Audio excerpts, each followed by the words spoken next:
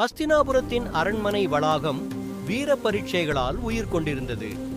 குரு துரோணர் முன்னிலையில் குருகுலத்தின் இளவரசர்கள் தங்கள் போர்க்கலையை வெளிப்படுத்தினர். அந்த நாள் அனைவரையும் பரவசப்படுத்தியவர் அர்ஜுனன். அம்புகளை துல்லியமாக நோக்கி விடுத்து எதிரே வரும் அம்புகளை நடுவே பிளந்து தெய்வீக ஆயுதங்களை கையாளும் அவனின் திறமை அனைவரையும் ஆச்சரியப்பட வைத்தது. துரோணர் பெருமிதத்துடன் அர்ஜுனனை மிகச்சிறந்த யோதா என்று புகழ்ந்தார். அப்போதே ஒரு குரல் எழுந்தது. கர்ணன் தோன்றினார்.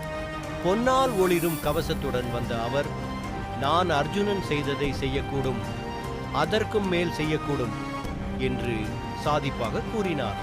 துரோணரின் அனுமதியுடன் கர்ணன் மற்றும் அர்ஜுனன் இடையே கடுமையான யுத்தம் ஆரம்பமானது.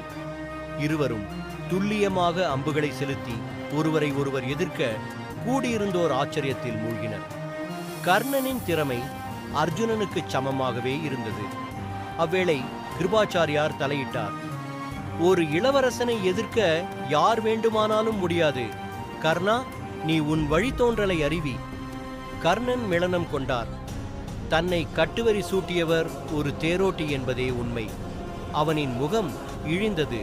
அப்பொழுது துரியோதனன் எழுந்து கூறினார், சாதி மட்டும்தான் முக்கியமென்றால் இதோ நான் கர்ணனை அங்க தேசத்தின் மன்னராக முடிசூடுகிறேன்.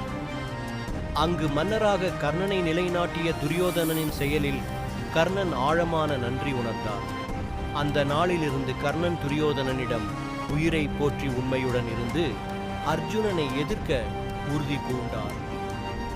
அந்த விரோதம் பின்னாளில் குருகுல வம்சத்தின் விதியை தீர்மானிக்கப் போகிற ஒன்று என்றே சொல்லலாம்.